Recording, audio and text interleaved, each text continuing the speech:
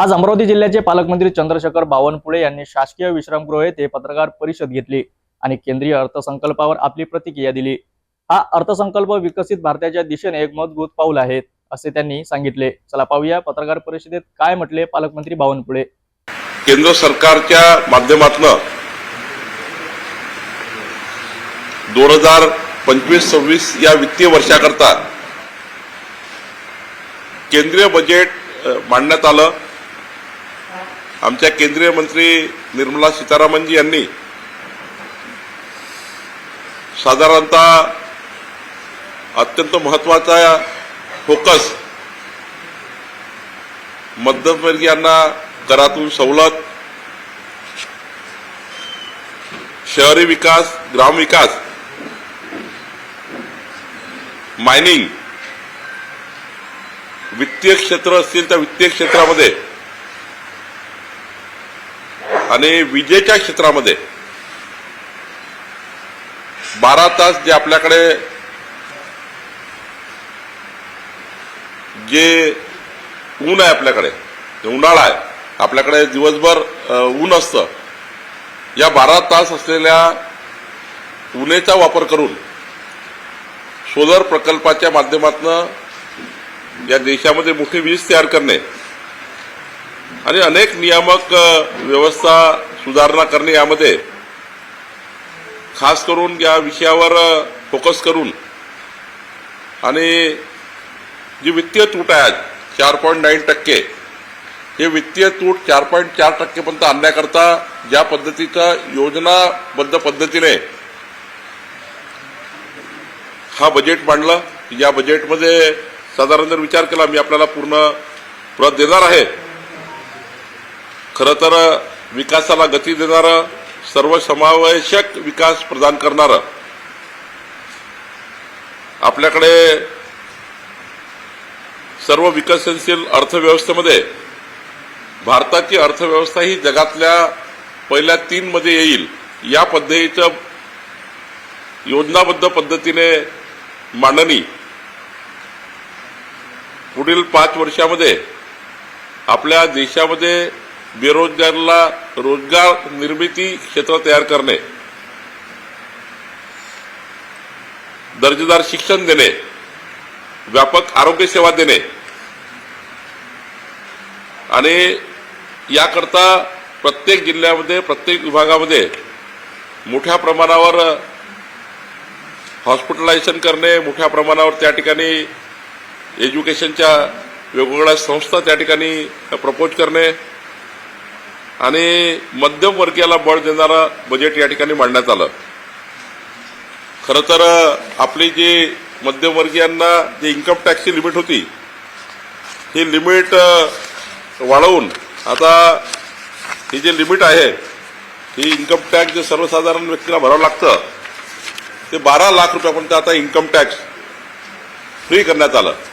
म्हणजे 12 लक्ष रुपये कमवणाऱ्या व्यक्तीला इन्कम टॅक्स भरण्याची गरज नाहीये, असं महत्वाचं पाऊल हे केंद्र सरकारने उचललं। त्यामुळे बाजारपेठ ही आता मोठ्या प्रमाणावर वर जाईल, त्यातून मोठ्या प्रमाणावर या ठिकाणी सर्वच क्षेत्रामध्ये याचा एक मोठा फायदा होईल। टीडीएसची मर्यादा ज्येष्ठ नागरिकांकरता जे टीडीएस भरावं लागतं ते 50,000हून 1 लाख केली। घर भाड्यातील जे टीडीएस मर्यादा आहे, घर भाडं आपण देतो, त्यात 2.40 लाखवरून 6 लाख केली। आता अपडेटेड रिटर्न जे आहे आता 4 वर्षात फाईल करता येईल।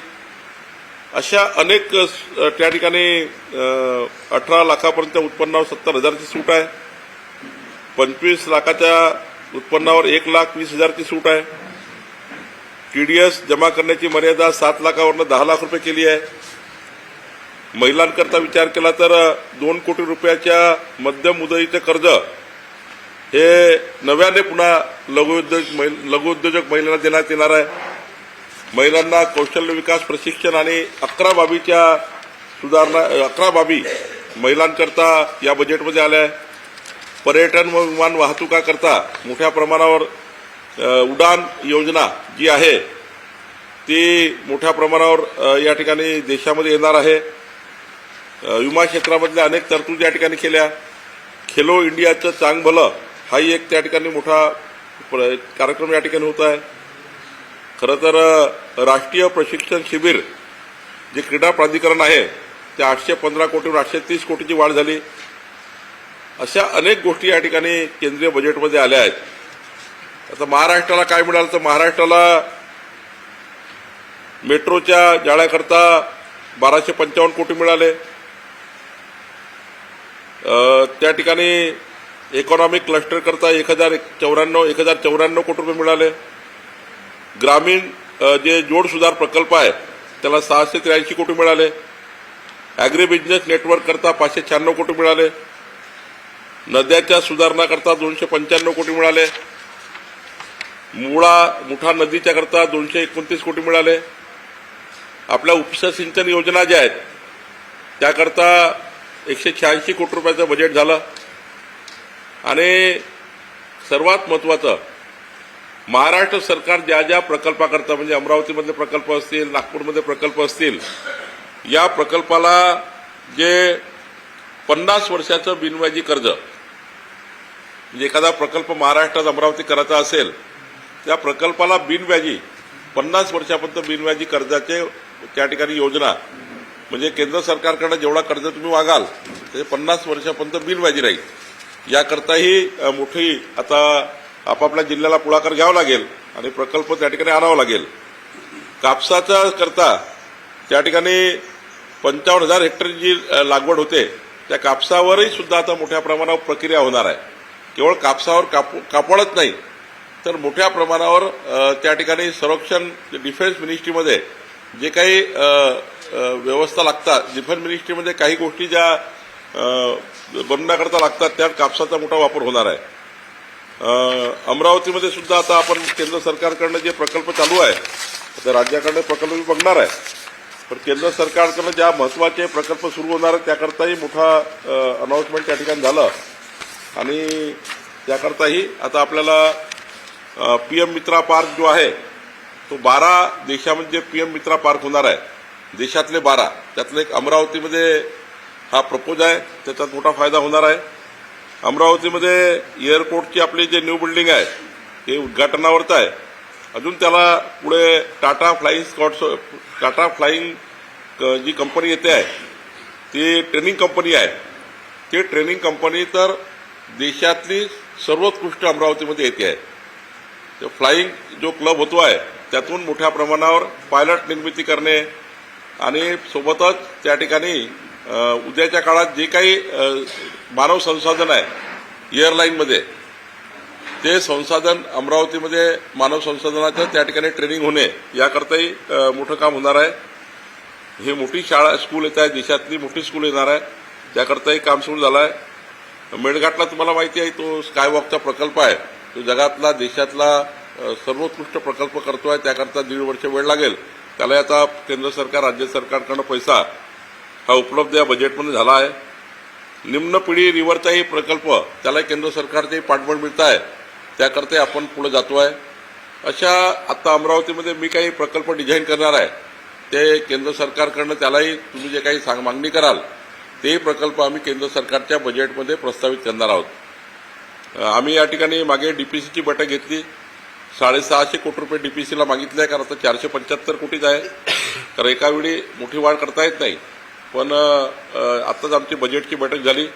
मी माननीय मुख्यमंत्री आणि अजितदादाशी बोलून 650 कोटी रुपये जनरल प्लान, 150 कोटीचा टीएसपी प्लान, 100 कोटीचा किमान एससीपी प्लान, म्हणजे 850-900 कोटी टोटल या अमरावतीमध्ये छोटे छोटे आहे. आता महत्वाचे विषय असतात.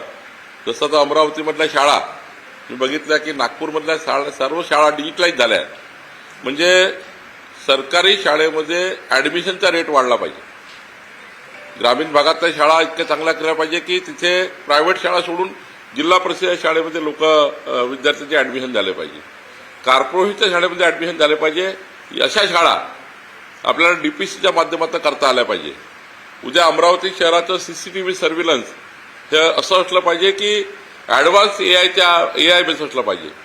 म्हणजे आरोपीने काही कुठली घटना केली तर तो आरोपी अमरावतीच्या बाहेर निघण्यापूर्वीच अटक झाला पाहिजे, त्याची ओळख झाली पाहिजे किती मोठा गुन्हा केला तरी. याकरता अमरावती शहराला सीसीटीव्ही सर्व्हिलन्स आणि अमरावती जिल्ह्यातल्या जेवढ्या नगरपालिका आहेत त्या नगरपालिकेमध्ये सुद्धा सीसीटीव्ही सर्व्हिलन्स असे जे छोटे छोटे कामं आहेत, खूप सिमेंट रोड केले, खूप त्या ठिकाणी गल्ल्या गुल्ल्या सिमेंट रोड करताय, त्यापेक्षा हे जे महत्वाचे रोजच्या जीवनाशी संबंधित विषय आहेत, हेल्थ इश्यूज आहे महत्वाचे, म्हणजे आज मेळघाटमधले हेल्थ इश्यू त्यावर जास्त पैसे खर्च झाले पाहिजे, एज्युकेशनवर पैसा खर्च झाला पाहिजे, त्या ठिकाणी मोठ्या प्रमाणावर पर्यटनावर पैसा खर्च झाला पाहिजे, अमरावती जिल्ह्याची एकंदरीत कॅपॅसिटी वाढली पाहिजे, याकरताही आम्ही प्रकल्प तयार करतोय. आणि माननीय देवेंद्र फडणवीसजी यांनी मला शब्द दिला आहे की अमरावती जिल्ह्याकरता जे जे काही बजेट जे जे विभाग मागतील, आज मी कॉर्पोरेशनची बैठक घेतोय, आज मी इरिगेशनची बैठक घेतोय, वॉटर सप्लायची बैठक घेतोय, आणि मी पुढच्या काळात प्रत्येक कार्यालयात जाऊन त्या कार्यालयात बसून त्या कार्यालयाच्या परिस्थिती काय आहे ती तपासणार आहे. एकत्र न बोलवता त्या त्या कार्यालयात मी प्रवास करणार आहे आणि त्यांच्याकडे एकंदरीत बजेटची काय परिस्थिती आहे, केंद्राकडनं काय बजेट पाहिजे, राज्याकडनं काय बजेट पाहिजे, कुठल्या योजना थांबलेल्या आहे, आमचे सर्व लोकप्रतिनिधी सर्वपक्षीय लोकप्रतिनिधी बसून अमरावती जिल्ह्यातल्या जे ज्या काही मागण्या असतील त्या पूर्ण करण्याची जबाबदारी माझी आहे. मला वाटतं केंद्रीय अर्थसंकल्पाच्या पूर्ण कॉपी माननीय शिवराय कुलकर्णी आपल्याला देतील आणि त्यामध्ये ज्या तरतुदी झाल्या आहेत, एकंदरीत ज्या शेतकऱ्याकरता, शेतमजुराकरता, आमच्या लाडक्या बहिणीकरता, शेतकरी लाडक्या भावाकरता, मेळघाटातील दुर्गम भागाकरता ज्या ज्या या ठिकाणी आपल्याला तरतुदी आहेत, या तरतुदी आपण सर्वांनी क्रीडा स्पोर्टपासून तर त्या ठिकाणी फाईल क्लबपर्यंत, एज्युकेशन स्कूलपासून तर वैद्यकीय सेवापर्यंत या आपण आपल्या वर्तमानपत्रातून, आपल्या मीडियाच्या माध्यमातून समाजाच्या शेवटच्या व्यक्तीपर्यंत पोहोचवण्याकरता आम्हाला मदत करावी. कारण ह्या जर योजना लोकांना माहीत झाल्या तर जे काही स्टार्टअप करणारे मुलं आहेत, स्टार्टअप करणारे लघुउद्योजक आहेत, त्यांना सुद्धा काय फॅसिलिटी आहे, मध्यमवर्गीयांना काय फॅसिलिटी आहे, या सर्व गोष्टी समाजापर्यंत गेल्या पाहिजे. याकरता ही प्रेस कॉन्फरन्स आहे. आपल्याला माझी विनंती आहे की केंद्राने राज्याला काय दिलं, राज्याने अमरावतीला काय दिलं, सर्वसाधारण अमरावती करता एकंदरीत काय राज्यातून मिळणार, शेतकऱ्याकरता शेतमजुराकरता काय मिळणार, स्पेसिफिक असं डिझाईन नसतं की अमरावतीला केंद्र सरकार राज्याला देतं आणि राज्य हे मग अमरावतीला पाठवतं.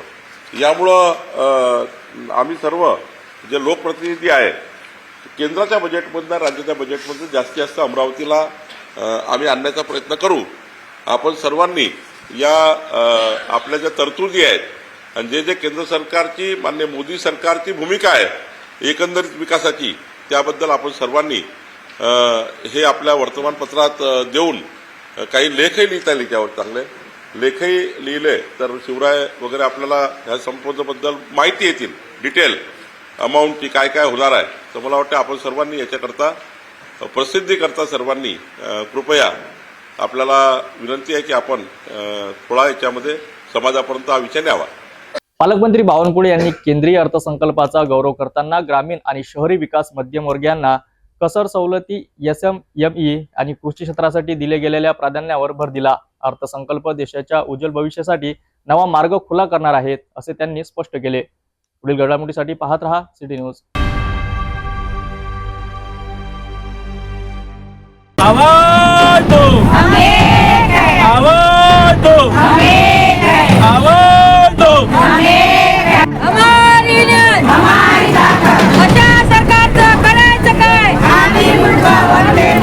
अशा सरकारचं करायचं काय, हम सब एक है, हम सब एक है. सरकारकडून वारंवार दुर्लक्ष होत असल्यामुळे आज अंगणवाडी सेविका, मदतनीस आणि पर्यवेक्षकांनी संतापाचा तीव्र लाटेत जिल्हाधिकारी कार्यालयासमोर धरणे आंदोलन छेडले. पेन्शन, एज्युग्रेटी, एका कमी लाभ आणि शासकीय दर्जा यासारख्या मागण्यांकडे सरकार डोळेझाक करीत असल्याचा आरोप संतप्त अंगणवाडी सेविकांनी सरकारला थेट इशारा दिला आहे. मागण्या मान्य नाही झाल्या तर अधिक तीव्र आंदोलनाचा इशारा यावेळी देण्यात आला आहे. या आंदोलनाच्या ठिकाणी नक्की घडलं काय, पाहूया आमचा खास रिपोर्ट. संपूर्ण जिल्ह्यात अंगणवाडी सेविकांचा संताप अनावर झालाय. पोटच्या पोरांसारखी बालके सांभाळणाऱ्या या सेविकांना न्याय देण्याऐवजी सरकारकडून केवळ कामांचा बोजा टाकला जातोय.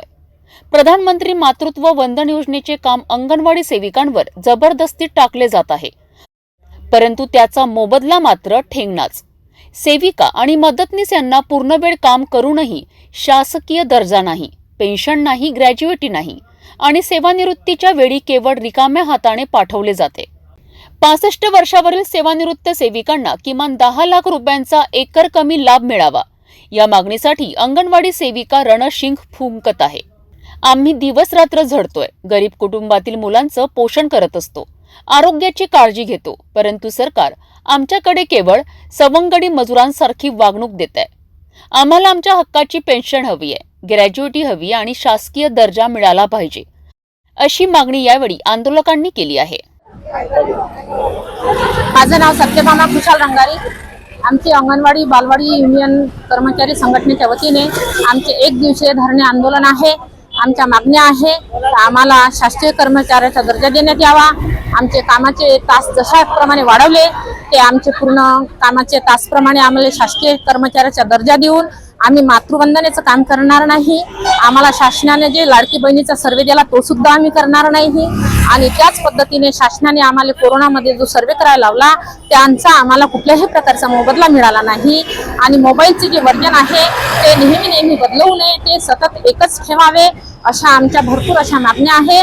जोपर्यंत शासन आमच्या मागण्या पूर्ण करणार नाही तोपर्यंत आम्ही कामाचे 6 तास करणार नाही. आम्ही जे आधीचे वेळ होते तोच आम्ही त्या वेळेप्रमाणे काम करणार.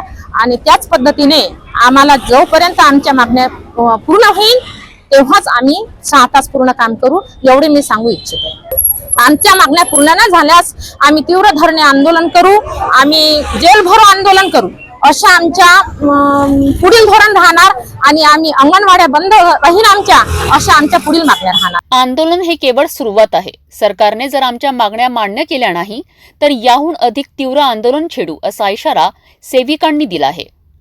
आता प्रशासन यावर काय भूमिका घेते हे पाहणं महत्त्वाचं ठरणार आहे. आज अमरावती जिल्ह्यातल्या तमाम अंगणवाडी सेविकांच्या आणि मदतनीसच्या या महत्त्वाच्या प्रलंबित मागण्या संदर्भामध्ये आज जिल्हाधिकारी कार्यालयासमोर आम्ही एक दिवसीय धरणे आंदोलन या ठिकाणी आयोजित केलेलं आहे. आणि या आंदोलनामधला पहिला विषय असा आहे की आरोग्य विभागाकडे असलेलं प्रधानमंत्री मातृत्व वंदन योजनेचं जे काम आहे ते काम अंगणवाडी सेविकांकडे दिल्याच्या सूचना प्राप्त झालेल्या आहे. आणि म्हणून प्रधानमंत्री वंदन योजनेचं काम अंगणवाडी सेविकांकडे देऊ नये ही महत्वाची मागणी या ठिकाणी आम्ही ठेवलेली आहे. दुसरी मागणी अशी आहे की ज्या आमच्या महिला आहे ज्या 65 वर्षी निवृत्त होतील, सेवानिवृत्त होतील, त्या सगळ्या 65 वर्षी सेवानिवृत्त होणाऱ्या आमच्या अंगणवाडी सेविका आणि मदतनीस यांना 10 लाख रुपये एक रकमी रक्कम शासनानं द्यावी, ही सुद्धा मागणी आम्ही या ठिकाणी ठेवलेली आहे. तिसरा विषय तो महत्वाचा असा आहे की शासनानं 13,000 रुपये मानधन केलं, म्हणजे जवळपास 3,000 रुपये मानधन वाढवलं आणि 2 तास वाढवले. आम्ही सगळ्यांना सूचना केलेली आहे, अंगणवाडीची वेळ पूर्ववत राहील, अंगणवाडीच्या पूर्ववत वेळा अंगणवाडी उघडेल आणि पूर्वीच्याच वेळात अंगणवाडी बंद करेल. आणि अशी सुद्धा मागणी आम्ही पूर्ववत वेळ ठेवावी अशी मागणी आम्ही शासनाकडे या ठिकाणी खऱ्या अर्थानं केलेली आहे.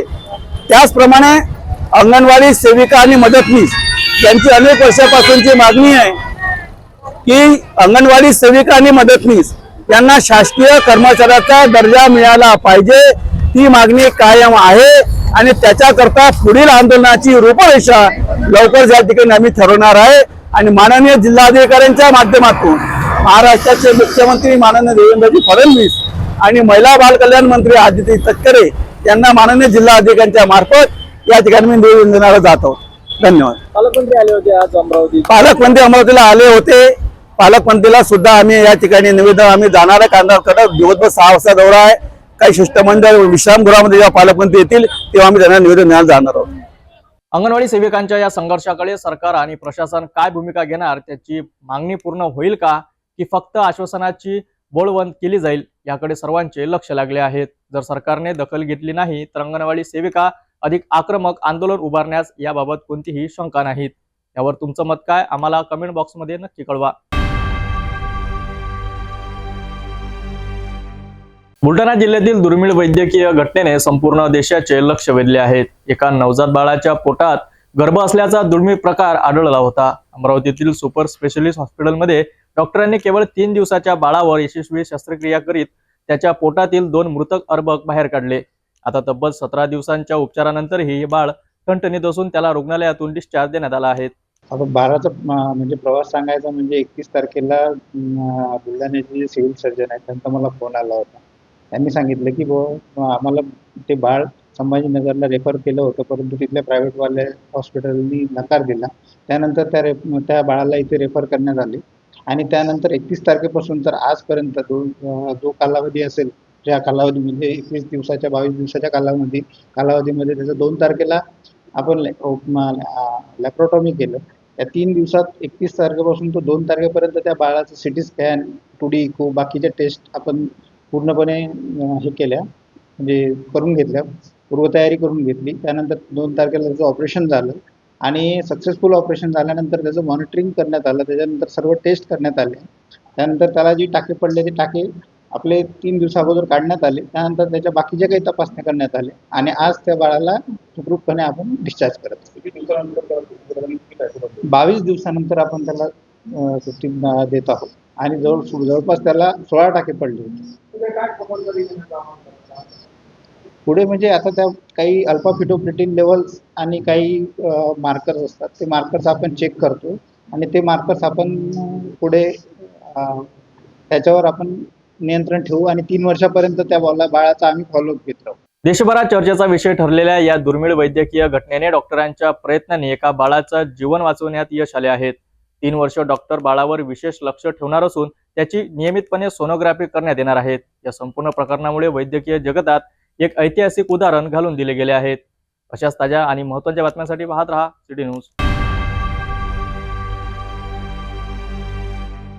आज अमरावतीच्या शैक्षणिक क्षेत्रासाठी एक महत्त्वाचा दिवस आहे. संत गाडगेबाबा अमरावती विद्यापीठाचा 41वा दीक्षांत समारंभ दिमाखात संपन्न होणार आहेत. या समारंभाला राज्यपाल तथा कुलमंत्री CP राधाकृष्ण आणि सर्वोच्च न्यायालयाचे न्यायमूर्ती भूषण गवई प्रमुख पाहुणे म्हणून उपस्थित राहणार आहेत. चला पाहूया आयोजित पत्रकार परिषदेत विद्यापीठाचे कुलगुरू डॉक्टर मिलिंद बारहाते यांनी उपस्थितांसमोर विद्यापीठाच्या शैक्षणिक वाटचालीबाबत दिलेली माहिती. संत गाडगेबाबा अमरावती विद्यापीठाच्या वतीने दिनांक 23 फेब्रुवारी 2025 रोजी सकाळी 11 वाजता विद्यापीठाच्या परिसरामध्ये 41व्या दीक्षांत समारंभाचे आयोजन करण्यात आलेले आहे. आमच्याकरता, विद्यापीठाकरता आणि विद्यापीठ क्षेत्रातील सर्व विद्यार्थी, शिक्षक आणि सर्व कर्मचाऱ्यांकरता, महाविद्यालयांकरता अतिशय आनंदाची बाब म्हणजे या दीक्षांत समारंभाला आपल्या राज्याचे सन्माननीय राज्यपाल तथा विद्यापीठाचे कुलपती सन्माननीय श्री CP राधाकृष्णन सर उपस्थित राहणार आहेत. तसेच अमरावतीकरांकरता दुसरी आनंदाची गोष्ट म्हणजे सर्वोच्च न्यायालय नवी दिल्लीचे न्यायमूर्ती माननीय भूषणजी गवई हे प्रमुख अतिथी म्हणून उपस्थित राहणार आहेत. या दोन्ही अतिथींमुळे मला असं वाटतं की आपल्या दीक्षांत समारंभाची निश्चितपणे एक शोभा वाढणार आहे. या निमित्ताने मी सर्व पदकविजेत्या विद्यार्थ्यांना तसेच संपूर्ण 5ही जिल्ह्यातील संपूर्ण शिक्षक, शिक्षक कर्मचाऱ्यांना, संपूर्ण विद्यार्थ्यांनाही आवाहन करतो की आपण निश्चितपणे या दीक्षांत समारंभाकरता उपस्थित राहून या दीक्षांत समारंभाचं एकंदर कुलपती महोदयांचं जे अभिभाषण होणार आहे आणि जस्टिस गवईंचं जे संबोधन होणार आहे त्याचा निश्चित लाभ घेऊन आपल्या पुढील वाटचालीकरता त्याचा निश्चितपणे आपण एक विचार करावा असं मी आपण सर्वांना आवाहन करतो.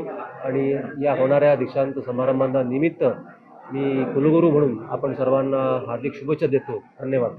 अमरावती विद्यापीठाचा हा 41वा दीक्षांत समारंभ विद्यापीठाच्या प्रगतीसाठी आणि गुणवत्तेचा उत्तम दाखला आहे. हजारो विद्यार्थ्यांना त्यांच्या मेहनतीचे फळ आज मिळणार आहेत. सिटी न्यूज त्यांच्या उज्ज्वल भविष्यासाठी शुभेच्छा देत पुढील अपडेटसाठी आणि अधिक माहितीसाठी पाहत रहा सिटी न्यूज. संत गाडगेबाबा अमरावती विद्यापीठाच्या प्रवेशद्वाराजवळ शुक्रवारी 2 ई-सायकली अधिकृतपणे दिव्यांग विद्यार्थ्यांना आणि कर्मचाऱ्यांना प्रदान करण्यात आल्या. या सोयीमुळे विद्यापीठांच्या आत जाण्यासाठी लांब अंतर चालावे लागणाऱ्या विद्यार्थ्यांना मोठा दिलासा मिळाला आहे. विद्यापीठातील सिनेट सदस्य प्राध्यापक डॉक्टर प्रफुल्ल गवई यांनी या ई-सायकल प्रस्तावाची मांडणी सिनेट बैठकीत केली होती. या प्रस्तावाला विद्यापीठाचे कुलगुरू डॉक्टर मिलिंद बाराहाते यांनी मान्यता दिली आणि लगेचच अंमलबजावणी करण्याचा निर्णय घेतला। यावेळी कुलगुरू डॉक्टर मिलिंद बाराहाते, कुलगुरू डॉक्टर महेंद्र ढोरे, परीक्षा व मूल्यमापन मंडळाचे संचालक डॉक्टर नितीन कोळी, माजी सिनेट सदस्य डॉक्टर राजू बोरकर, विद्यार्थी विकास मंडळाचे संचालक डॉक्टर निलेश कडू, राष्ट्रीय सेवा योजनेचे समन्वयक राहुल नरवाडे तसेच विद्यापीठातील विद्यार्थी आणि कर्मचारी मोठ्या संख्येने उपस्थित होते। संत गाडगेबाबा अमरावती विद्यापीठातर्फे आज दिव्यांग विद्यार्थ्यांकरता 2 सायकलिंगचं इथे आपण सुरुवात केलेली आहे।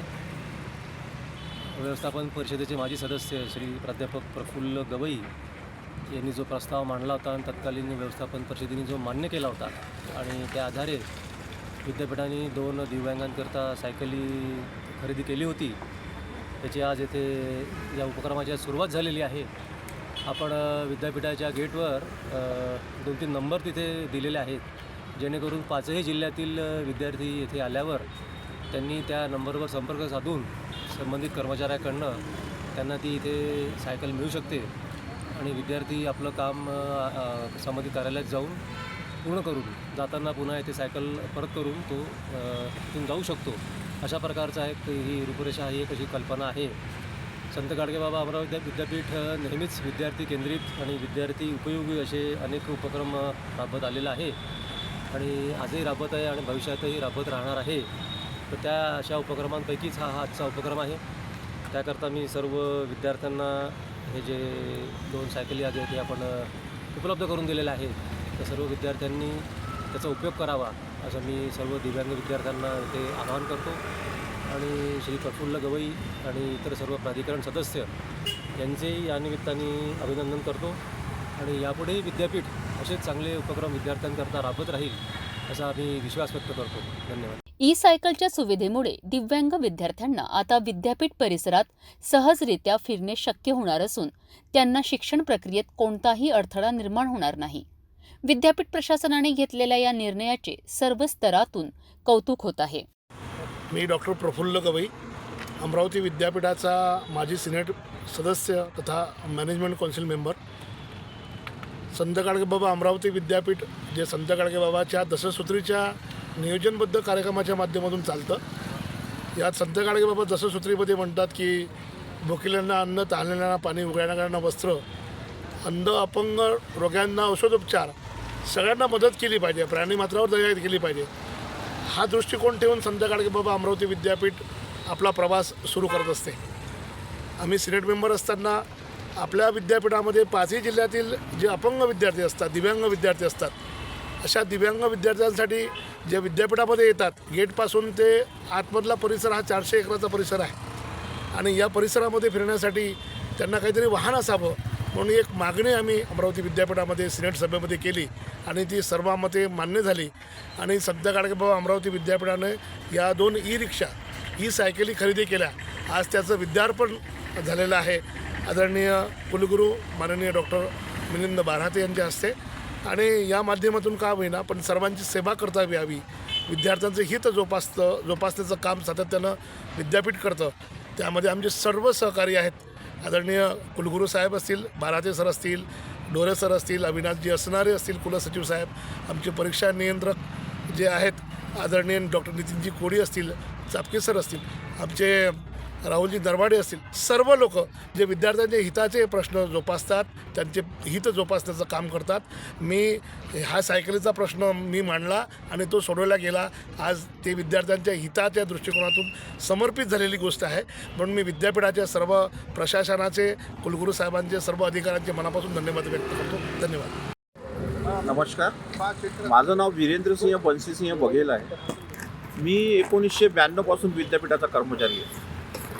विद्यापीठांनी संत गाडगेबाबाचे जे दशसूत्री कार्यक्रम आहे त्या दशसूत्री कार्यक्रमांना पुरेपूरपणे अंमलात आणण्याकरिता विविध उपक्रम नेहमीकरिता आणि सातत्याने त्याच्यावर काम सुरू आहे। अपंगांसाठी मी पाहतो आहे सातत्याने विद्यापीठ काही ना काही अपंगांच्या सोयीसाठी काही ना काही करतोच आहे। आधी सगळ्या विद्यापीठातल्या बिल्डिंगांना रॅम्प करून दिलं जेणेकरून अपंगांना सोयीचं झालं पाहिजे विद्यापीठात वावरणं.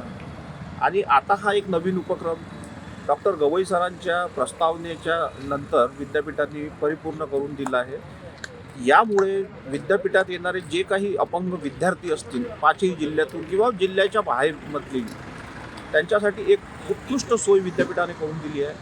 ही उत्कृष्ट सोय करून दिल्याबद्दल मी आमच्या सर्व प्राधिकारींचा, माननीय कुलगुरूंचा, कुलसचिवांचा, सगळ्यांचा आभार मानतो आणि माझा 2 शब्द संपवतो.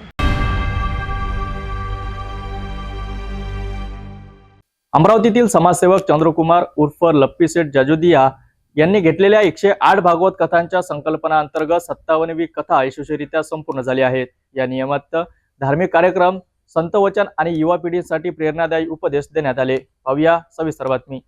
अमरावतीत सनातन संस्कृती संस्था आणि चंद्रकुमार जाजोदिया यांच्या संकल्पनेतनं 108 भागवत कथांचे आयोजन करण्यात आले असून त्यातील 57वी कथा यशस्वीरित्या पूर्ण झाली आहे. या कथांचे कथावाचक मधुपती दास महाराज होते. या प्रसंगी श्रीकृष्णांच्या विविध लीलांचे वर्णन करण्यात आले. तसेच भगवद्गीतेचे पठण, अभिषेक, यज्ञ, वारकरी भजन आणि हरिनाम संकीर्तन झालेत. यावेळी महाप्रसादाचेही आयोजन करण्यात आले. मधुपती दास महाराजांनी 144 वर्षांनी आलेल्या महाकुंभ मेळाचे विशेष महत्त्व सांगितलेत. त्रिवेणी संगमाविषयी माहिती देत आपल्या भाग्यात हे पुण्यप्राप्त दर्शन आल्याचे त्यांनी सांगितलेत.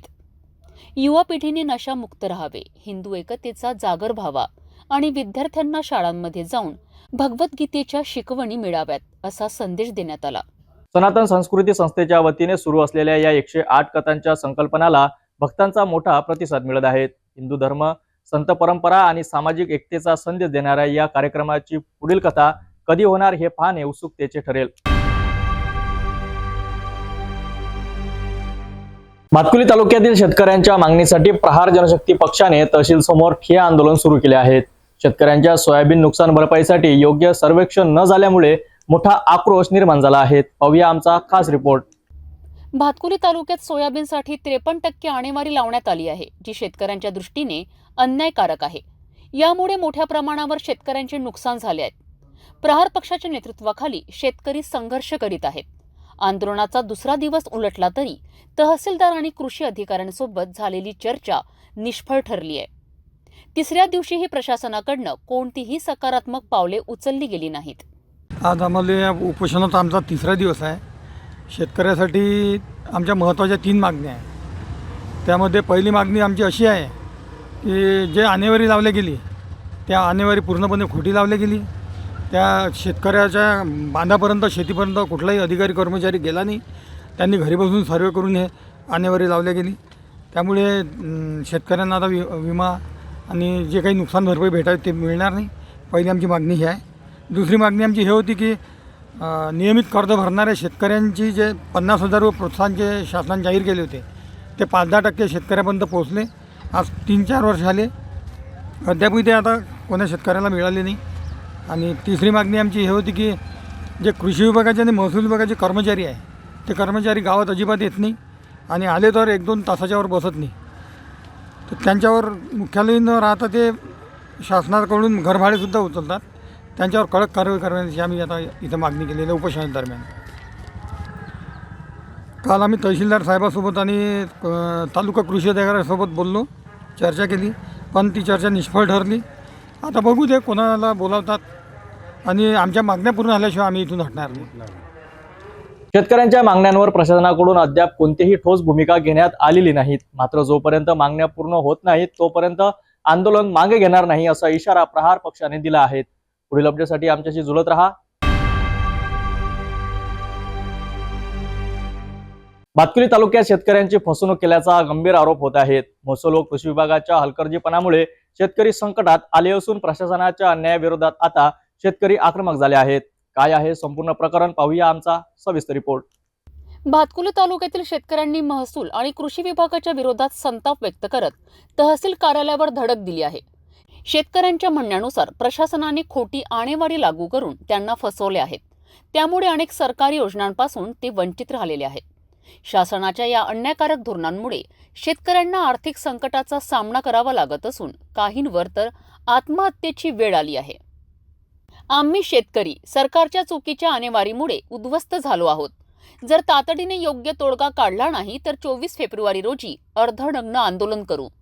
तहसीलदारांना दिलेल्या निवेदनात शेतकऱ्यांनी शासनाने तातडीने उपाययोजना कराव्यात, अन्यथा तीव्र आंदोलन करण्याचा इशारा दिला आहे. मागण्या म्हणजे शेतकऱ्याचे ह्या तहसील भ्रष्टाचारी तहसीलच्या समोर आम्ही जे शेतकरी आलो आहे, आमच्या मागण्या याच्यासाठी आहे की खोटी आणेवारी लावली यांनी. ह्या तहसीलचे जे काही कार्यकर्ते आपल्या कर्मचारी आहेत यांनी जागेवर बसून खोटे आणेवारीवाली त्यांनी हे केली आहे. पण अशा कर्मचाऱ्यावर निष्पाप खरोखर कारवाई झाली पाहिजे. यांनी शेतकऱ्याची फसवणूक करून सर्व गोष्टीची त्यांनी जे सामान्य शेतकरी आहे यांना म्हणजे याच्या आपल्या लाभ याच्यापासून वंचित करून टाकला आहे.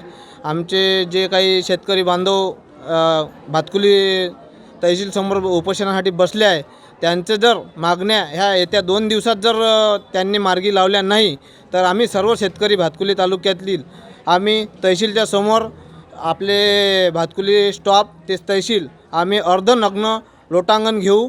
आणि आम्ही असं तहसीलला म्हणजे विनवणी करतो. जर त्यांनी येत्या 2 दिवसात जर केलं नाही तर इथं केल्यानंतर जर यांनी हे केलं नाही तर आम्ही जिल्हाधिकारी यांच्या ऑफिसवर जाऊनही आम्ही अर्धनग्न लोटांगण घेऊ.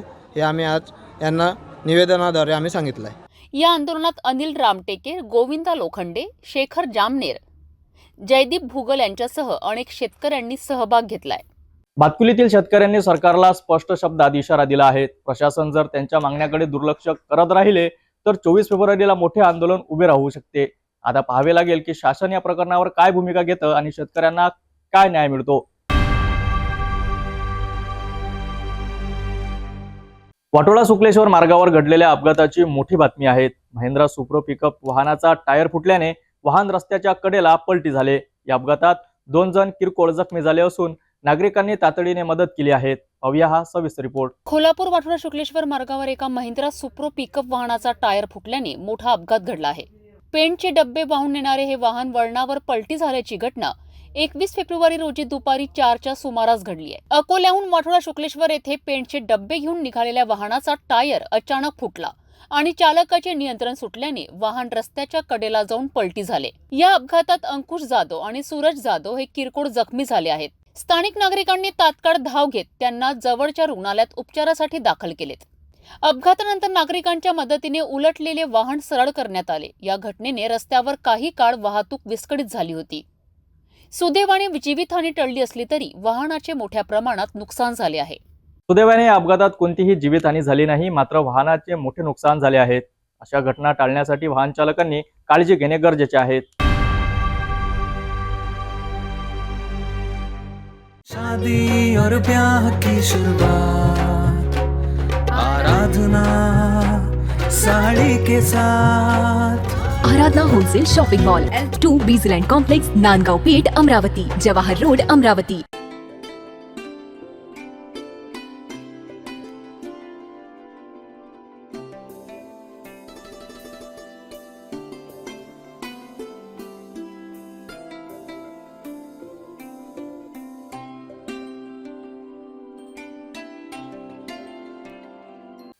अचलपूर कृषी उत्पन्न बाजार समितीत आज मोठा निर्णय घेण्यात आला आहे.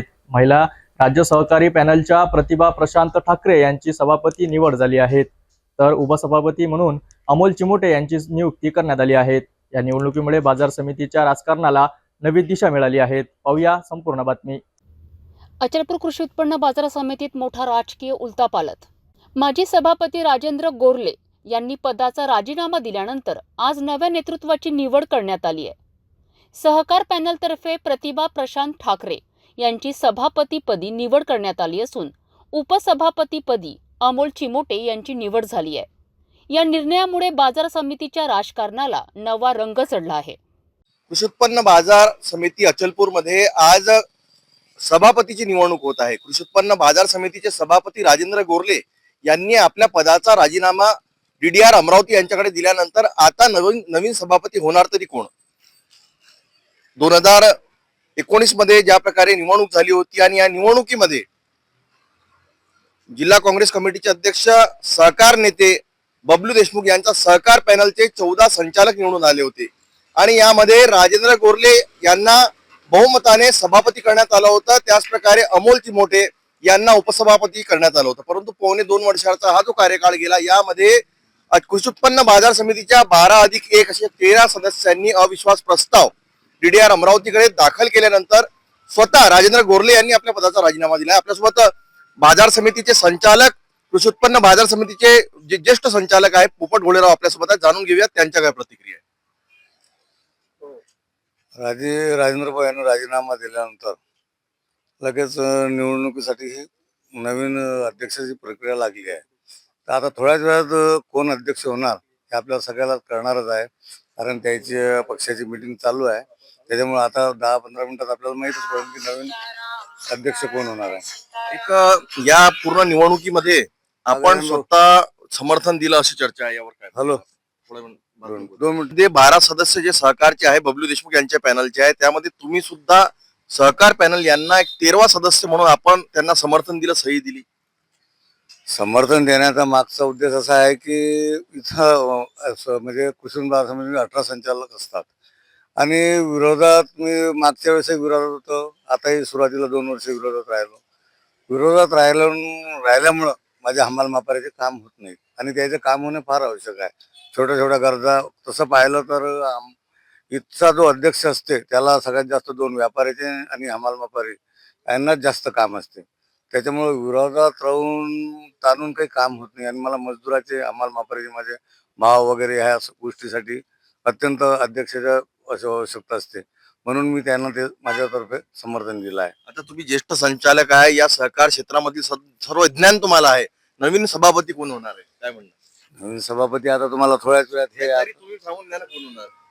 माझी इच्छा तर भाऊ प्रशांत ठाकरे होतील अशी इच्छा आहे. म्हणजेच या प्रतिभाताई प्रशांत ठाकरे हे नवीन सभापती होणार, त्यांची वर्णी लागणार आहे आणि सभापती या मैदानामध्ये आलेले आहे. आपण बघत आहे की या प्रकारे बबलू देशमुख यांच्या सहकार पॅनलचे जे संचालक आहेत ते कृषी उत्पन्न बाजार समितीच्या प्रांगणामध्ये दाखल झालेले आहे आणि यामध्ये बाजार समितीचे उपसभापती अमोल चिमोटे आणि त्याच प्रकारे बाजार समितीचे संचालक यामध्ये दाखल झालेले आहे. याच्यामध्ये जे संचालक आहे ते उतरल्यानंतर पहिले सर्वात अगोदर नंतर आपण बघित असणार की कशा प्रकारे इथे हे सर्व संचालक इथे आले आणि आल्याबरोबर काल प्रगट दिन होता आणि आज इथे प्रगट दिन च्या दुसऱ्या दिवशी कृषी उत्पन्न बाजार समितीच्या प्रांगणात असलेले संत गजानन महाराजांचे मंदिर यामध्ये दर्शन घेऊन कृषी उत्पन्न बाजार समितीचे सर्व संचालक हे नवीन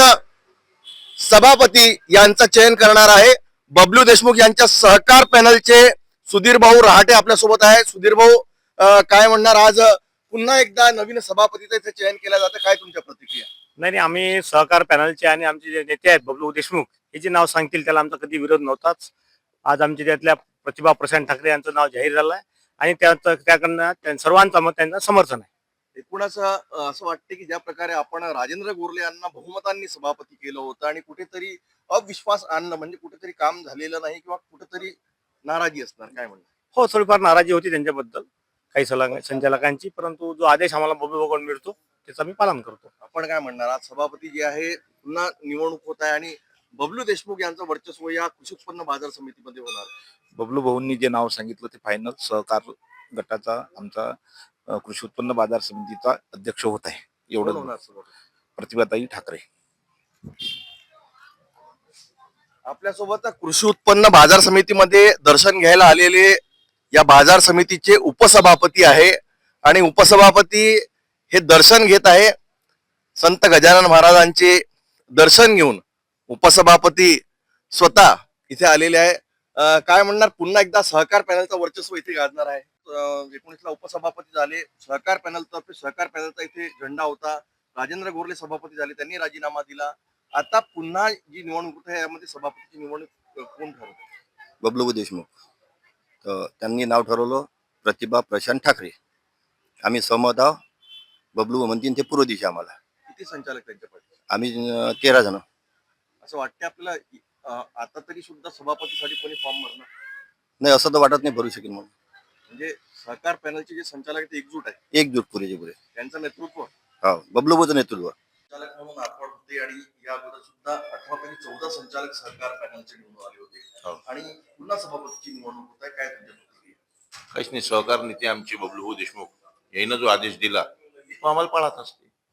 ते का नाव कोणाचे ते काय ते आम्हाला त्याशी काही घेणं देणं नसते. नेत्यानं सांगितलं ती पूर्व दिशा.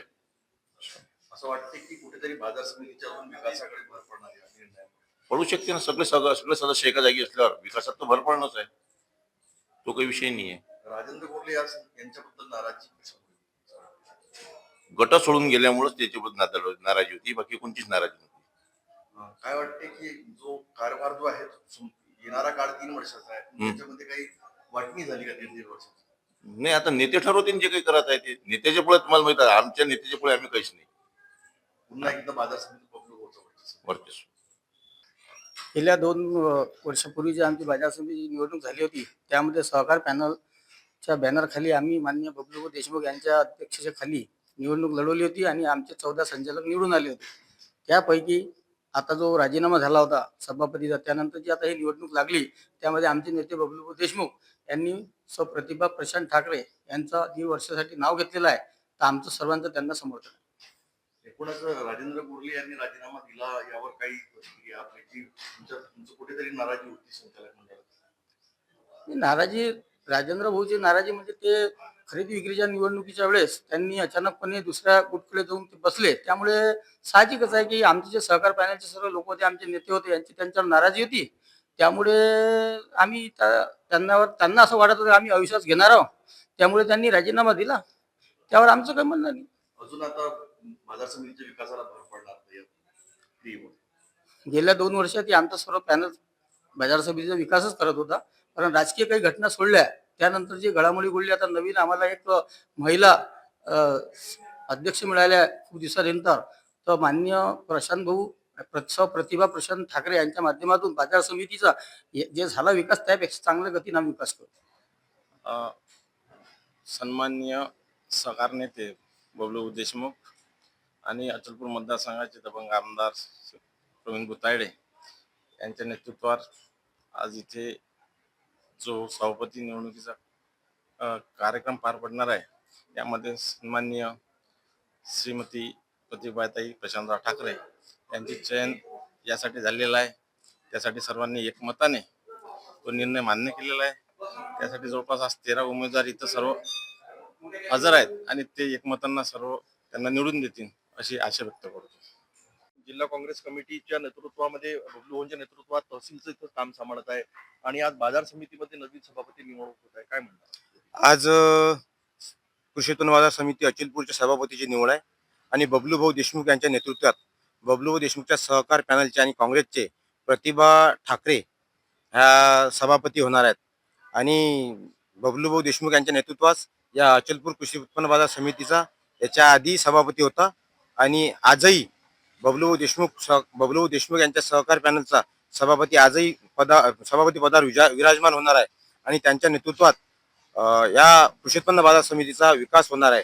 याच्या आधी अमरावती जिल्ह्यातील सगळ्यात मोठी कृषी उत्पन्न बाजार समिती अचलपूर याचा सभापती बबलूभाऊंनी बसवला होता आणि आजही त्यांच्याच नेतृत्वात कृषी उत्पन्न बाजार समितीचा सभापती बबलू देशमुखच्याच नेतृत्वात बसणार आहे.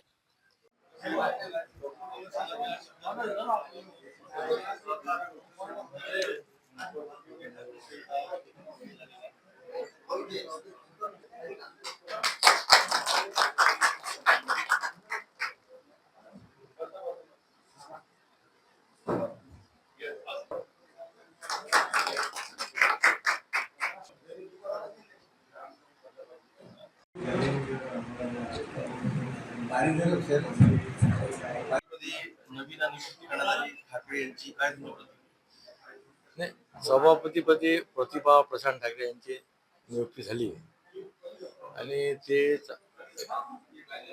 त्याच्यामुळे त्यांचं मी सर्वप्रथम अभिनंदन करतो. आणि मार्केटचा एक आता चांगला कारभार चालेल आणि चांगला कारभार चालेल अशी एक अपेक्षा करतो.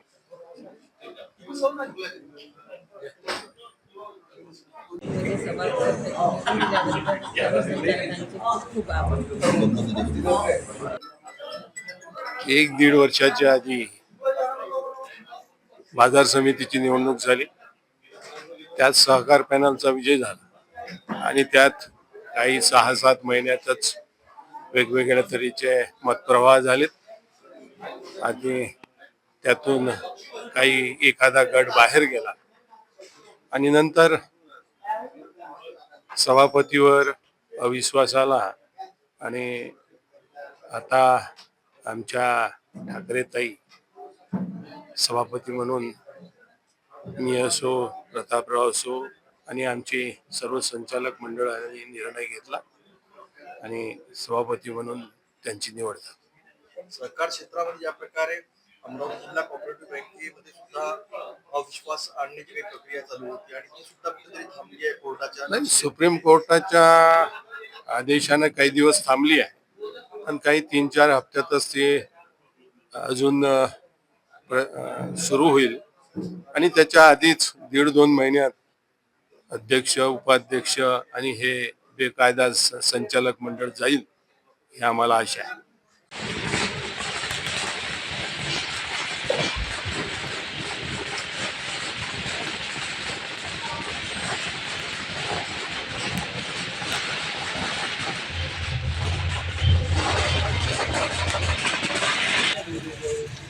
तर अचलपूर कृषी उत्पन्न बाजार समितीत मोठा उलटपालट पाहायला मिळाली.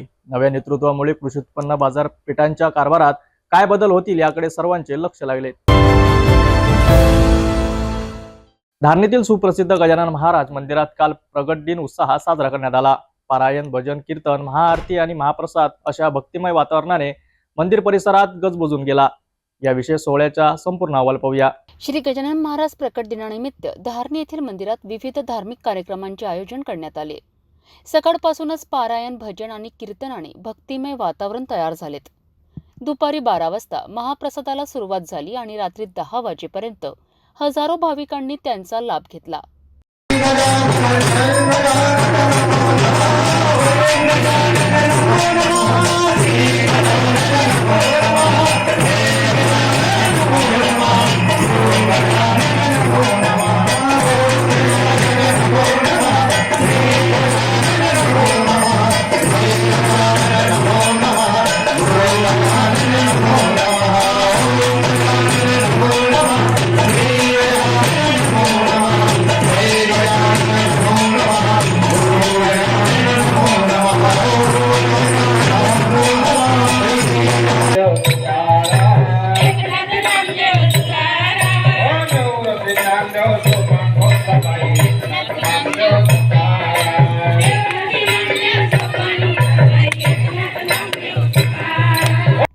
संपूर्ण सोहळा अत्यंत शिस्तबद्ध आणि शांततेत पार पडला.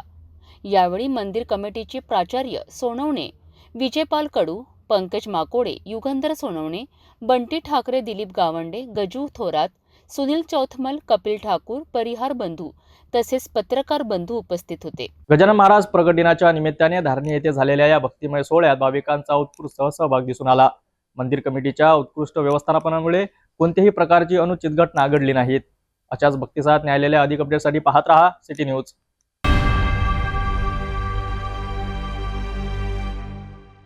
यवतमाळ जिल्ह्यातील महागाव आणि कोठारी येथील परीक्षा केंद्रावर आज 10वीच्या मराठी विषयाचा पेपर फुटल्याची धक्कादायक घटना समोर आली आहे.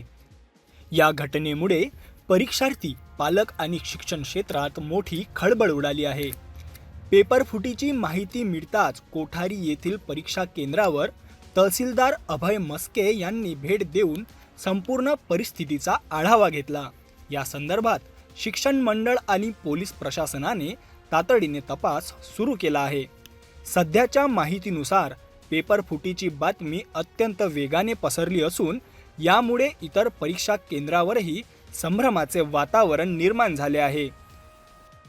विद्यार्थ्यांचे भवितव्य धोक्यात आल्यामुळे पालकांमध्ये प्रचंड नाराजी पसरली आहे. प्रशासनाकडून या प्रकरणाची सखोल चौकशी सुरू असून दोषींवर कठोर कारवाई करण्याचे संकेत देण्यात आले आहेत. या पेपर फुटीमुळे परीक्षा रद्द होणार का हा प्रश्न आता विद्यार्थ्यांसाठी महत्त्वाचा ठरत आहे.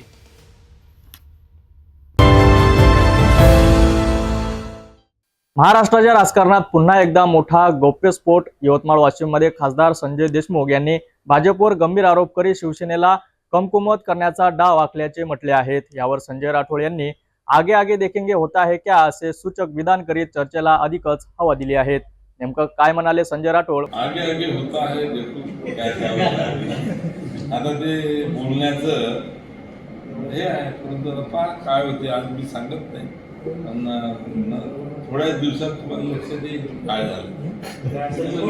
आजच थोडे सांगणार आहे, आता पाहा ना तुम्ही काय होणार आहे. थोड्या दिवसात दिसत तुम्हाला काय.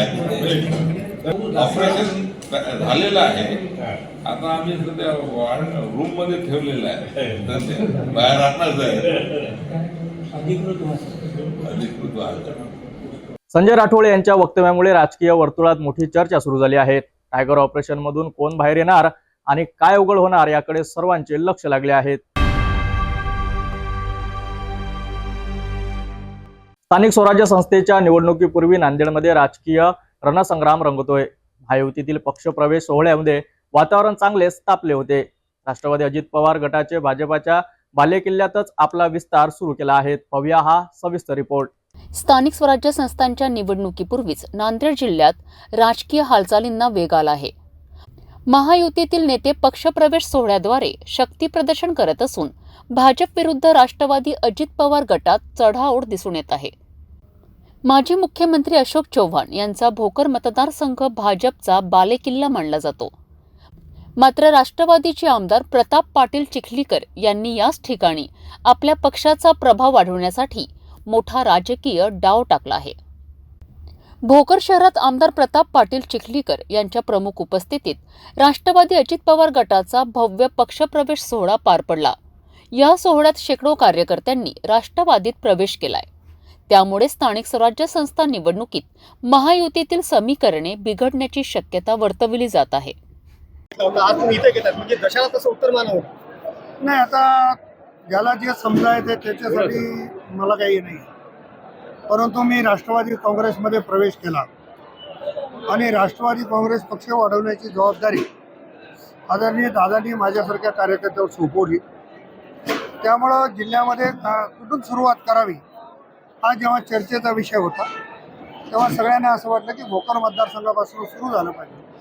म्हणून भोकर मतदारसंघामध्ये आज आपल्या उपस्थितीत आपण बघितलंय की शेकडो कार्यकर्त्यांनी, शेकडो आमच्या भगिनींनी या ठिकाणी राष्ट्रवादी काँग्रेसमध्ये प्रवेश केला. मग भोकरच का निवडलं तोच प्रश्न. भोकर नाही, असं काही नाही. कुठल्या मतदारसंघापासून सुरू करायचं आहे तर भोकरपासून सुरुवात करावी. कारण मी लोकसभेचा सदस्य म्हणून या भागामध्ये राहिलो. या भागातल्या लोकांनी माझ्यासारख्या कार्यकर्त्यावर खूप प्रेम केले आणि त्यांची भावना होती की तुम्ही सारखं कंधार लोह्यापासून सुरू करता, मग भोकरपासून सुरू करा.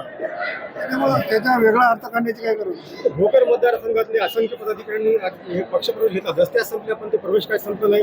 100 गाड्यांचा ताफा, इतका मोठा मेळा वगैरे अशोकगावांच्या बालेकिल्ल्यामध्ये तुमचं शक्ती प्रदर्शन नाही. तर शक्ती प्रदर्शन नाहीये.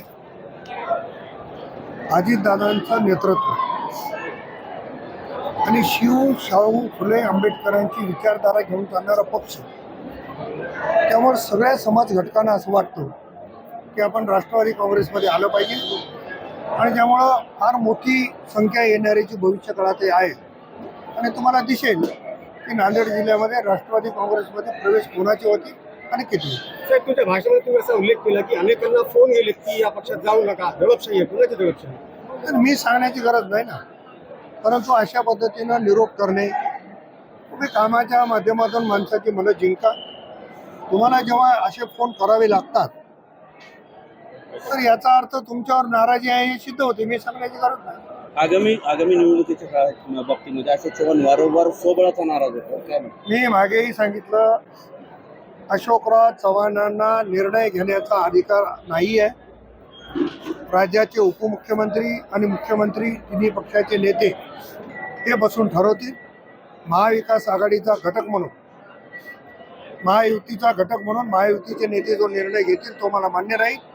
आणि जर कोणाला असं वाटत असेल की आपण स्वतंत्र लढावं, राष्ट्रवादी काँग्रेस पार्टी जिल्ह्यामध्ये तयार आहे. तर भोकरमध्ये राष्ट्रवादीच्या पक्षप्रवेश सोहळ्यामुळे महायुतीच्या समीकरणामध्ये उलटपालट होऊ शकते. स्थानिक स्वराज्य संस्थेच्या निवडणुकीपूर्वी नांदेड जिल्ह्यात अजून किती राजकीय घडामोडी घडतील हे पाहणं महत्त्वाचं ठरेल. अशाच ताज्या बातम्यांसाठी पाहत राहा सिटी न्यूज. अकोल्यात आज प्रहार दिव्यांग क्रांती संस्थेच्या वतीने महत्त्वाचे आंदोलन करण्यात आले आहेत. दिव्यांग बांधवांनी आपल्या हक्कासाठी महापालिका कार्यालयावर मुर्दा आंदोलन करीत सरकारच्या धोरणाचा निषेध नोंदविला. त्यांच्या नेमक्या कोणत्या मागण्या आहेत आणि पुढे काय होणार पाहूया आमचा स्पेशल रिपोर्ट.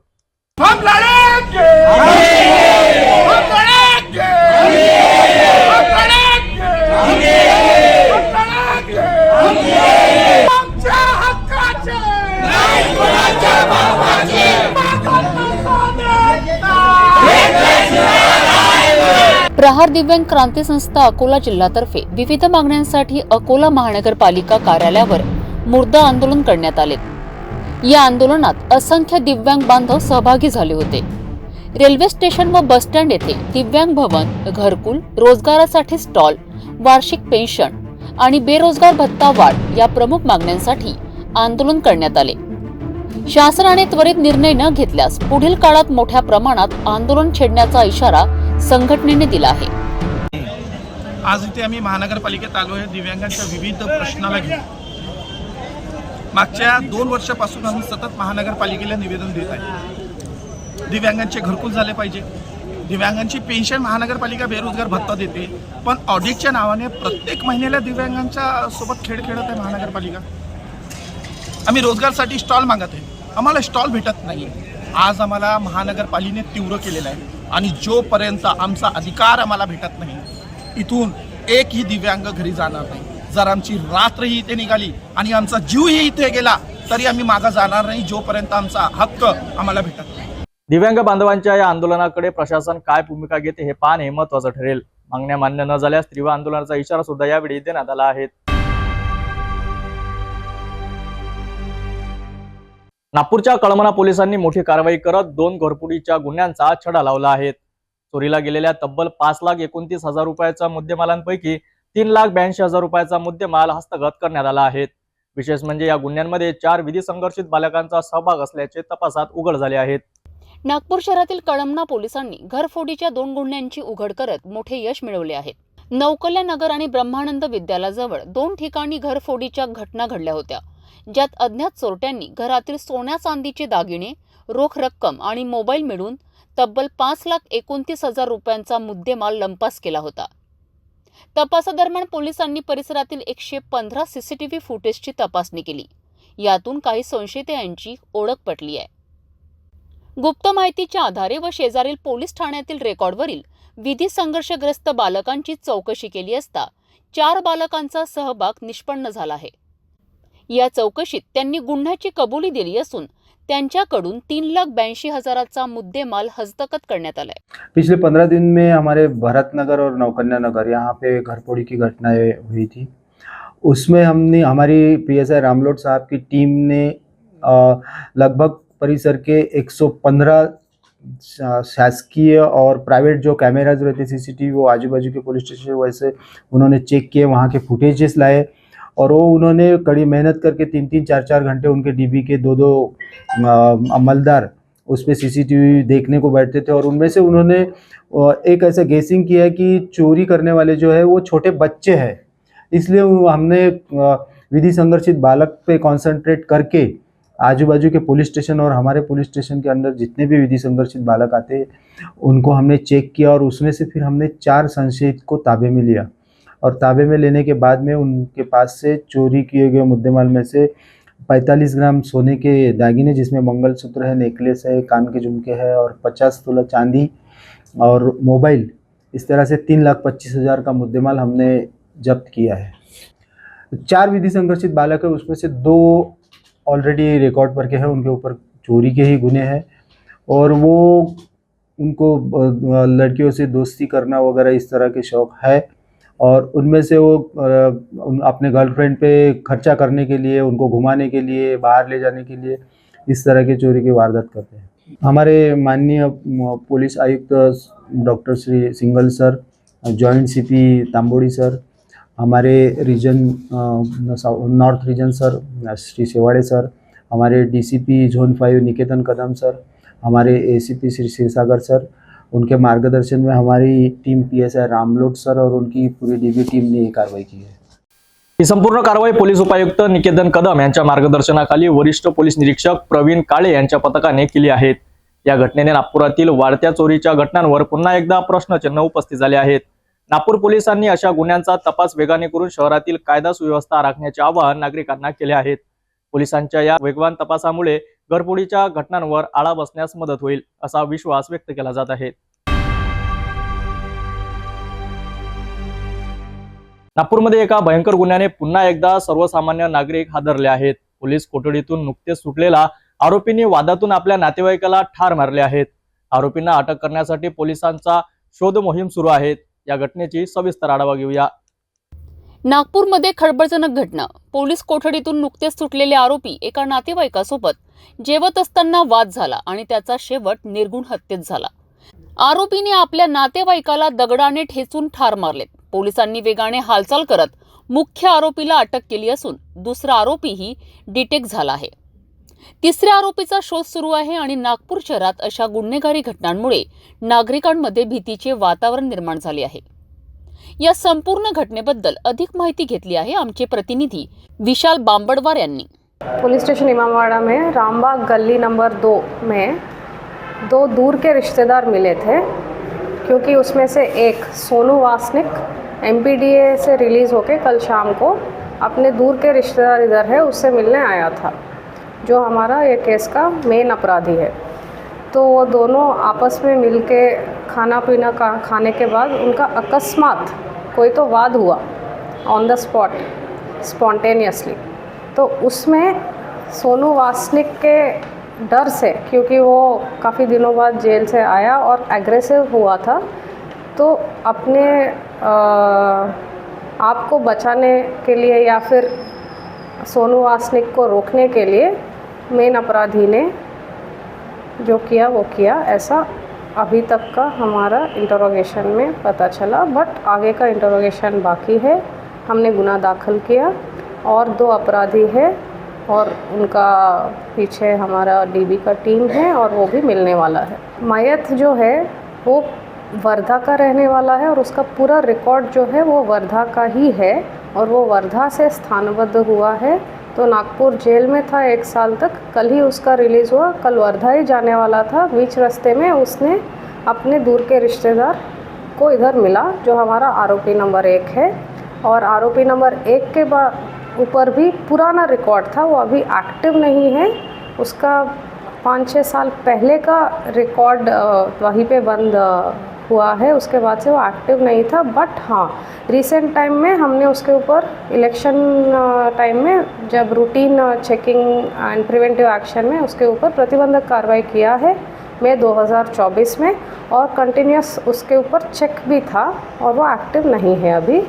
कल अचानक ये घटना घटला और जो मयत है वो वर्धा का रहने वाला है, वर्धा का पूरा रिकॉर्ड है, वर्धा ही जाने वाला था कल इधर से। इसमें 3 आरोपी है टोटल, तीनों रामबाग के रहने वाले हैं। उसमें एक का अटक हुआ है आज अर्ली मॉर्निंग को, जो मयत का दूर का रिश्तेदार है, और उसी एरिया में रहने वाले 2 और आरोपी हैं। उनमें से एक डिटेक्ट हुआ है, अभी इधर लाने वाले हैं, और दूसरा के पीछे DB का टीम है। ऐसे टोटल 3 आरोपी है। ही घटना दाखवते की गुन्हेगारी प्रवृत्ती असलेल्या आरोपींचा पुनर्वसन न झाल्यास समाजासाठी किती मोठे संकट निर्माण होऊ शकते। नागपूर पोलीस या प्रकरणात योग्य ती कारवाई करतीलच याची अपेक्षा आहे। नागरिक सुरक्षतेसाठी असे गुन्हेगार पुन्हा बाहेर येणार नाहीत, यासाठी कायद्याने कठोर उपाययोजना करणे आवश्यक आहे। पोलीस विभाग घटनेची सखोल तपास गुंतले आहेत आणि लवकरच संपूर्ण प्रकरणाचा उलगडा होईल। नागरिकांमध्ये भीतीचे वातावरण असून कायदा व सुव्यवस्था ठेवण्यासाठी पोलीस अधिकाऱ्यांनी विशेष पथके तयार केली आहेत। पुढील अपडेटसाठी पाहत रहा सिटी न्यूज। नागपूर शहर पोलीस आयुक्तालयाने पत्रकारांसोबत मुक्त संवाद साधण्यासाठी विशेष पत्रकार परिषदेचे आयोजन केले। या परिषदेत गुन्हेगारी नियंत्रण पोलिसांच्या यशस्वी कामगिरीबाबत चर्चा झाली। तसेच वाहतूक पोलिसांनी नवीन व्हॉट्सअप हेल्पलाइन नंबर लोकार्पण केले आहेत। चला पाहूया संपूर्ण अहवाल। क्योंकि हम बहुत दिनों से मिले नहीं थे, इसलिए आज हमने सोचा कि मिलते हैं और आप को कुछ विषय हों जिस पे बात करना चाहें, जो कि हम लोग कुछ एरियाज़ में स्ट्रीमलाइन कर सकें कुछ चीज़ों को, कुछ और अच्छी पुलिसिंग कर सकें, आपसे कुछ हमको कुछ आइडियाज़ मिले। इसलिए मैंने सोचा था कि आज मिलते हैं, और मैं सोच रहा था कि हर हफ्ते कम से कम एक बार ही हम लोग मिल सकें। कुछ भी आपको लगता है कि यहाँ पे कुछ करने की ज़रूरत है, या आपकी नज़रों में कुछ आता है, या फिर कुछ क्राइम होता है जो आपको लगता है कि ऐसा हो सकता है, उसको हम कैसे करके उसको रोक सकते हैं, ऐसी कोई भी चीज़ हो, इसके लिए हमने आज जो है यहाँ पे बुलाया था। और इसमें जो है कुछ हमारे जो ऑफिसर्स हैं वो भी आए हुए हैं, उनके भी कुछ विषय वो भी आपसे बात कर सकें। वो ऐसे ही बस चर्चा करने के लिए था। आपण सगळे मुद्द्यांवर काम करतोय, 100% आपल्याला यश मिळालं नाही ते आहे, परंतु काम आम्ही सोडला हा मुद्दा असा नाही आहे। सगळे आमचे DCP सगळे करताय आणि त्याची आगाऊ माहिती काढणे, त्याच्यावर ॲक्शन घेणे हाही आमचे चालू आहे। जे मर्डर्स आपण बघितले तर 23मध्ये 10 मर्डर्स होते आजपर्यंत, आजची म्हणजे जे डेट आहे, आणि मग नंतर 24मध्ये 9 झाले, आता परत 10 आहे। अशी एक परिस्थिती आहे आणि हे आम्ही दररोजच्या पाहतो काय काय आहे। तर हे आपल्याकडे आकडा आहे, आणि त्याशिवाय जे आपण पाहिले मागचे जे मर्डर झालेले आहेत, 10चे 10 मर्डरचा आकडा पण आहेत माझ्याकडे। कारण काय होतं, मुलांनी कसे आई वडिलांना मारला किंवा इतर जे, आणि 4 मर्डर्स असे जे मित्रांमध्ये झालेले आहे, आणि कालचे जे मर्डर्स आहे इमामवाडा आणि यशोधरा नगरच्या, त्या मर्डरबद्दलही माहिती आहे। तुम्हाला सगळ्यांना माहिती आहे की कालचे जे इमामवाडाचे मर्डर आहे, तर त्याच्यात जो मृतक आहे त्याच्यावर MPDA झाला होता वर्धामध्ये। तो आपले नातेवाईक त्यांना भेटायला आला होता इथे। ते बाकी जे 3 आरोपी आणि त्यांनी स्वतः दारू घेतली, दारू पिली, आणि काय त्यांचे आपसात भांडण झाली, आणि त्याच्यानंतर ते तिघांना मिळून याच्या मर्डर केलेलं आहे। तसेच जो दुसरा यशोधरा नगरचा जो मर्डर आहे, त्याच्यात जो आरोपी आहे आणि त्याचे साथीदार, तो मेन जो आरोपी आहे त्याच्या आणि जे एक मुली ज्याचं लग्न होतं त्याचे ओळख होती आणि मैत्री होती, आणि ते त्याचं लग्न होतं। तो लग्नात आणि साखरपुडा त्यावेळेसही आला होता, कालही तो आला तिथे, आणि ते आल्यानंतर लग्न, कारण ते इतर जागा त्याचं लग्न होता, तर त्यांनी तिथे भांडण केली। ते नातेवाईक होते, त्यांनी सांगितलं की तुम्ही निघून जा इथून, ज्या मुलाचं लग्न झालेलं आहे तो पण समोर आला, त्यांनीही सांगितलं की तू का इथे आलेला आहे, लोकांना काय वाटेल वगैरे वगैरे। मग त्याचे त्यांनी आणि याचे मित्रांनी त्याचं मर्डर केलेलं आहे। तर अशी याच्यात आहे, आणि त्याची माहिती मिळाल्यानंतर आमचे अधिकारी कर्मचारी तिथे गेले होते, ते तिथे थांबलेले। आम्ही CCTV फुटेज चेक केलेलं, फुटेजमध्ये पण आहे, परंतु ते म्हणाले की असं काही नाही, आपला संपलेलं आहे, म्हणजे काही आम्हाला तक्रार वगैरे द्यायची नाही। तर तो तिथून निघून गेले आमचे पोलीस, आणि नंतर त्यांनी मिळून असंही झालेलं आहे। चोरी के मामले में होती है, कल ही अभी हमने एक बहुत अच्छा डिटेक्शन किया है, जिसमें आरोपी से हमको 54 मोटरसाइकिल्स जब्त किए हैं अभी तक हमने। और ये जो भी चोरियाँ हो रही थी, ये चांस की बात है कि वो चोरी का उसको रहता है, वो चोरी तो कर लेते हैं, बट उसमें डिटेक्ट करना, और वो जो हमारी इंटेलिजेंस और बाकी कलेक्शन की वजह से ये 54 अभी तक मोटरसाइकिल आज की डेट का मैं बता रहा हूँ, ये डिटेक्ट किए हमने। पिछले सालों का अगर 5 साल या 10 साल का आंकड़ा देखेंगे तो वैसे ही है। आप 2023 में 10 मर्डर्स थे, 24 में 9 मर्डर्स हैं, और अभी जो है 10 मर्डर्स हैं। तो ये 9-10 ही मर्डर है, ये बड़ा है, ये गलत बात है, और ये बोलना भी नहीं चाहिए। नागपूर पोलीस आयुक्तालयांनी पत्रकार परिषदेच्या माध्यमातून पत्रकार आणि नागपूरकरांना सुरक्षा उपाययोजनाबाबत महत्त्वाची माहिती दिली। पोलिसांच्या यशस्वी कामगिरीबद्दल माहिती देत भविष्यात गुन्हेगारी रोखण्यासाठी नवे उपक्रम जाहीर केलेत। वाहतूक पोलिसांनीही व्हॉट्सअप हेल्पलाईन नंबर क्रमांक करून नागरिकांना सहकार्य करण्याचे प्रयत्न केले आहेत। पुढील घडामोडीसाठी पाहत रहा सिटी न्यूज। अमरावती जिल्ह्यात शेती अवजारांची चोरी करणाऱ्या एका मोठ्या टोळीचा पर्दाफाश करण्यात आला आहे। स्थानिक गुन्हे शाखेच्या पथकाने केलेली धडक कारवाईत 6 जणांना अटक करण्यात आली असून लाखोंच्या मालासह चोरीचा अनेक घटकांचा छडा लावण्यात यश आले आहे। शेती व्यवसायाला बागा आणणाऱ्या या टोळीचा अखेर काय कबुली दिली आणि पोलिसांनी हे कसे उघडकीस आणले, पाहूया आमचा खास रिपोर्ट. अमरावती ग्रामीण भागात गेल्या काही दिवसात शेतांसाठी उपयुक्त असलेली अवजारे, मोटर पंप, स्प्रिंकलर आणि पाईप चोरीच्या घटना वाढल्या होत्या. यामुळे शेतकरी त्रस्त झाले होते आणि अखेर पोलिसांनी याची गंभीर दखल घेत स्थानिक गुन्हे शाखेच्या पथकाला चोरांची टोळी पकडण्याचे आदेश दिलेत. तपास करत असताना पोलिसांना मिळालेल्या गोपनीय माहितीनुसार अचलपूर भागातील काही संशयितांना ताब्यात घेण्यात आले. या चौकशीत धक्कादायक माहिती समोर आली आहे. पोलिसांनी अटक केलेले आरोपी हे मागील काही महिन्यांपासून अमरावती ग्रामीण भागात चोरी करीत होते.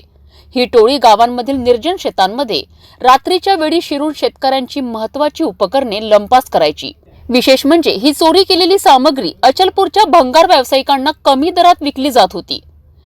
आरोपींकडनं चोरीचे 3 motor pump machine, 47 sprinkler nozzle, 9 plastic pipe, मोठ्या प्रमाणावर ॲल्युमिनियम तार आणि 2 मोटारसायकल असा 2,20,700 रुपयांचा मुद्देमाल हस्तगत करण्यात आलाय.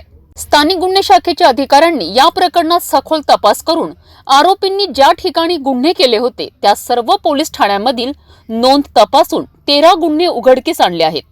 या टोळीच्या मुसक्या आवळल्यानंतर शेतकऱ्यांना मोठा दिलासा मिळाला आहे. अमरावती ग्रामीण भागातील शेतकऱ्यांचे आर्थिक नुकसान करणाऱ्या या टोळीचा पर्दाफाश झाला असला तरी अजूनही अशा अनेक टोळ्या सक्रिय असू शकतात. त्यामुळे शेतकऱ्यांनी आर्थिक सतर्क राहण्याची गरज आहे. पोलिसांनी या प्रकरणात वेळीच कारवाई करून मोठा अनर्थ टाळला आहे. चोरीची उपकरणे खरेदी करणाऱ्या भंगार व्यावसायिकाविरोधात कठोर कारवाई होणार का आणि पोलीस प्रशासन भविष्यात अशी घटना थांबविण्यासाठी कोणते पाऊल उचलणार याकडे पाहणे गरजेचं ठरेल.